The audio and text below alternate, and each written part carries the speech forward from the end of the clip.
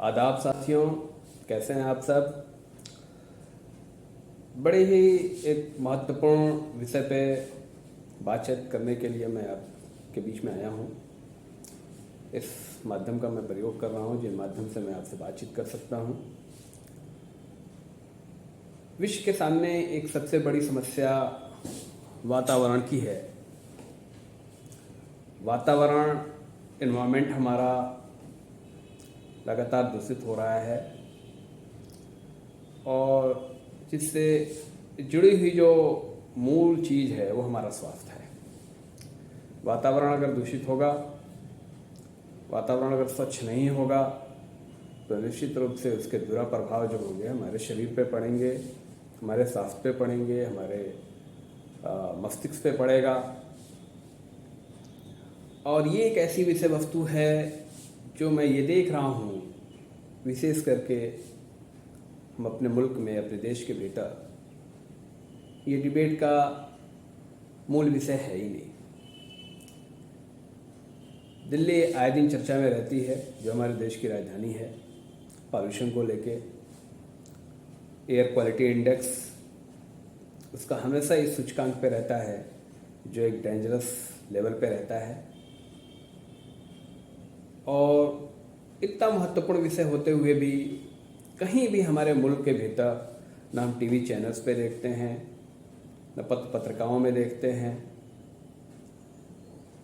न ही हम अपने सोशल मीडिया जो चैनल्स हैं, जो सोर्सेज हैं, जो प्लेटफॉर्म हैं, वहाँ भी उतनी सामग्री में नहीं पाता जितना ये महत्वपूर्ण विषय है। अगर हम यूरोप और अमेरिका की बातें करें तो जितनी चिंता वातावरण के विषय में हमारी होनी चाहिए, मैं समझता हूँ कि उतनी चिंताएं यूरोप और अमेरिकन नेशंस की नहीं है। स्वाभाविक भी है। स्वाभाविक वो इस तरीके से है कि अगर हम प्रदूषण को लेकर वैश्विक रिपोर्टों को देखें तो निश्चित रूप से ये जिम्मेदारी हमारी पहली बनती है कि हम वातावरण को लेकर सचेत हों, सजग हों। अगर हम वर्तमान वर्ष 2023 जिस वर्ष में हम रह रहे हैं, अगर हम IQ एयर की रिपोर्ट पढ़ें, जो कि वातावरण के दूषित होने या उसको कैसे बचाएं उस पर एक रिपोर्ट आती है IQ एयर की, तो पूरे विश्व के 131 देशों के सर्वे में भारत 8वें नंबर का प्रदूषित देश है। टॉप 10 में कहीं भी न यूरोप का कोई देश है, न ही अमेरिकन कॉन्टिनेंट का कोई देश है। इसलिए ये चिंता उनकी बड़ी नहीं है, ये चिंता हमारी बड़ी होनी चाहिए। जो शहरों के इंडेक्स बनाए जाते हैं पॉल्यूशन को लेके, एयर पॉल्यूशन को मुफ्तली, दुनिया के 20 महत्वपूर्ण शहरों में भारत के 14 शहर, 14 सिटी आते हैं टॉप 20 में। एक रिपोर्ट तो ये भी कहती है कि दिल्ली जो है विश्व का सबसे ज़्यादा प्रदूषित शहर हो गया है आज के समय में। IQ एयर जो एक क्रेडिबल रिपोर्ट है जिस पर हम अगर विश्वास करके चलें, तब भी दिल्ली जो है वो विश्व का 4थे नंबर का ऐसा शहर है जो सबसे ज़्यादा प्रदूषित है। अगर हम इंडिया की रिपोर्ट के अनुसार चलें, जैसा कि सेंट्रल पॉल्यूशन कंट्रोल बोर्ड है, CPCB, वो एयर क्वालिटी इंडेक्स बनाता है। एयर क्वालिटी इंडेक्स दिल्ली का सबसे ज़्यादा है। मैं इस पर बात करूंगा, एयर क्वालिटी इंडेक्स पे भी, ताकि आप ये समझ सकें कि हम किस तरीके के वातावरण में स्वस्थ रह सकते हैं। ये सोचने का विषय है कि अगर पॉल्यूशन के बारे में भारत इतने ज़्यादा क्राइसिस में है इतनी ज़्यादा समस्याएं झेल रहा है, तो ये चिंता और ये विषय भी हमारा ही होता है। और हम अपने देश के साथ साथ दुनिया के अन्य देशों को भी हमें बताना होगा कि प्रदूषण से कैसे लड़ें, प्रदूषण को बचाएं कैसे। और ये जन जागरूकता के बगैर किसी गवर्नमेंट के पहल कर देने से ये पूरा नहीं हो जाता ये लक्ष्य हमारा। हमें इस पे सचेत होना चाहिए। हमारी सरकार की सबसे बड़ी जिम्मेदारी है कि वो जागरूकता अभियान चलाए, क्योंकि पॉल्यूशन एक ऐसा मैटर है जो सिर्फ हमारे वातावरण से जुड़ा ही विषय नहीं है, हमारे स्वास्थ्य से जुड़ा विषय है। एयर क्वालिटी इंडेक्स कई लेवल में बांट के हम देखते हैं। अगर एयर क्वालिटी इंडेक्स जो वातावरण में पाई जाने वाली 8 महत्वपूर्ण गैस तो उसमें 6 हैं, 2 सस्पेंडेड पार्टिकल्स जिसको हम रखते हैं, यानी 8 ऐसे मटेरियल्स जिसके लेवल से हम ये तय करते हैं कि पॉल्यूशन कितना है। अगर हम इन गैसों की बात करें तो उसमें कार्बन मोनोऑक्साइड है, नाइट्रोजन के ऑक्साइड है, सल्फर ऑक्साइड है, ओजोन है। ये 4 गैस WHO ने इनको माना है। साथ में जो हमारे पार्टिकुलेट मैटर्स हैं, PM जिनको बोलते हैं शॉर्ट में हम, पार्टिकुलेट मैटर 10, PM 2.5, ये 6 WHO ने इनको नोटिफाइड किया है।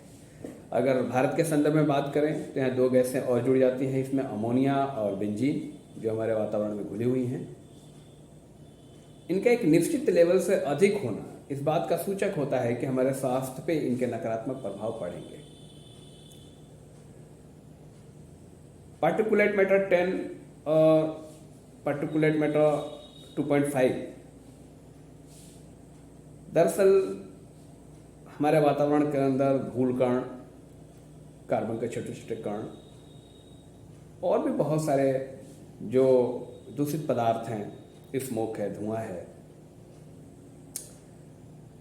इनके इतने छोटे पार्टिकल्स जो श्वास नलियों के द्वारा हमारे शरीर में पहुंच जाएं, उसका सही निर्धारण किया गया है कि अगर वो 10 माइक्रोमीटर से छोटा है तो वो हमारे शरीर के किसी हिस्से में पहुंच सकता है, स्वास्थ्य के लिए बहुत हानिकारक हो सकता है और वो श्वास नलियों द्वारा हमारे शरीर में पहुंचता है। वो जितना छोटा होता जाएगा उतना ही ज़्यादा हानिकारक होता जाएगा।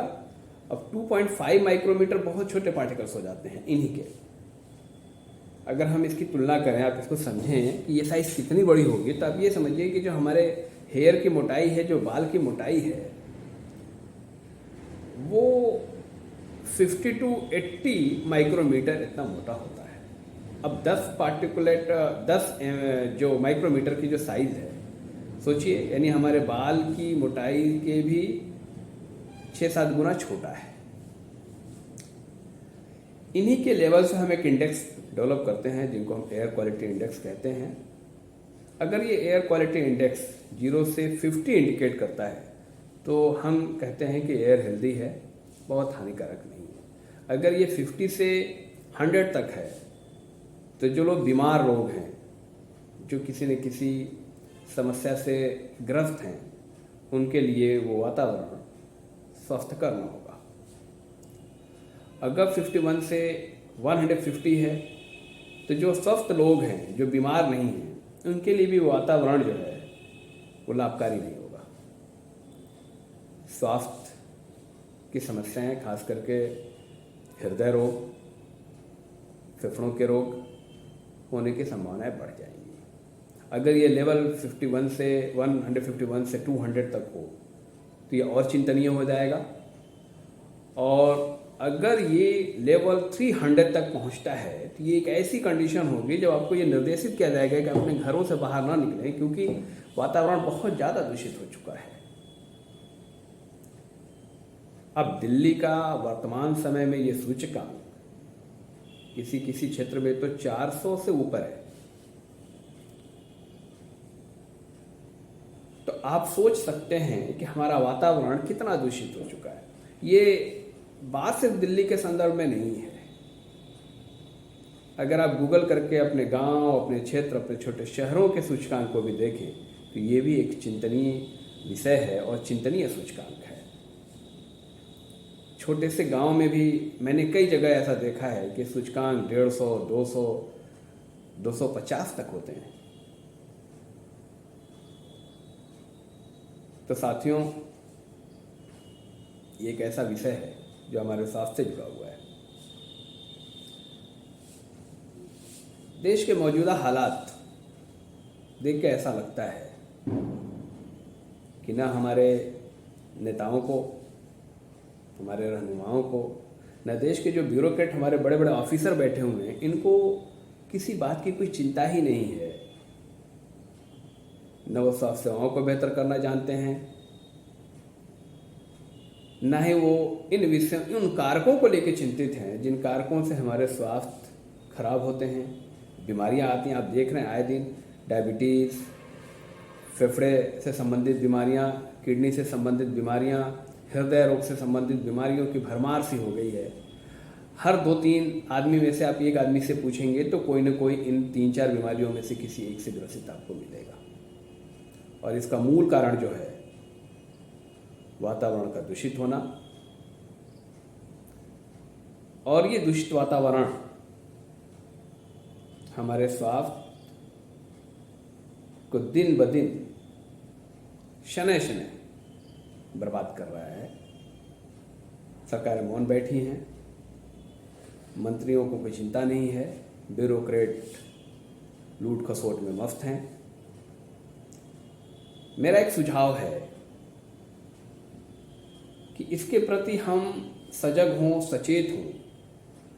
सरकार के पास ऐसा कोई डाटा भी नहीं है जो ये बता सके कि इन पार्टिकल्स जो हैं, जो हमारे प्रदूषक हैं, जो वातावरण में घुले हुए हैं, ये हमारी मौतों के लिए कितना जिम्मेदार है, कितनी बीमारियां इनकी वजह से हो रही है। इसका कोई डाटा, कोई सर्वे भी नहीं है हमारे देश के पास कि हम समझ पाएँ। सरकार को तत्काल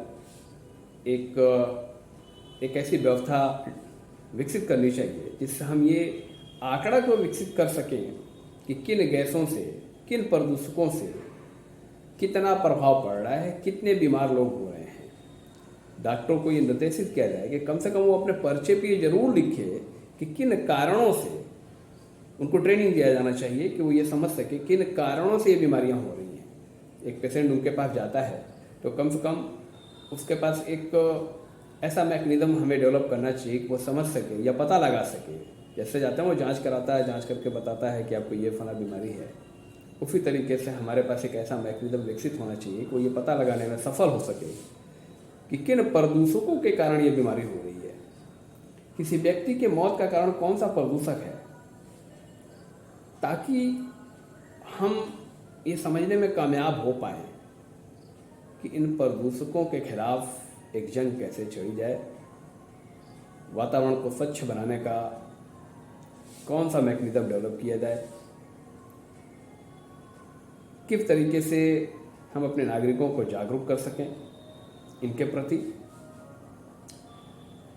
क्योंकि अगर हम लाख अपने बजट बढ़ा लें स्वास्थ्य सेवाओं के लिए, बहुत सारे हॉस्पिटल खोल लें, मुझे लगता है कि बीमारियों से लड़ने का ये विकल्प बेहतर नहीं है।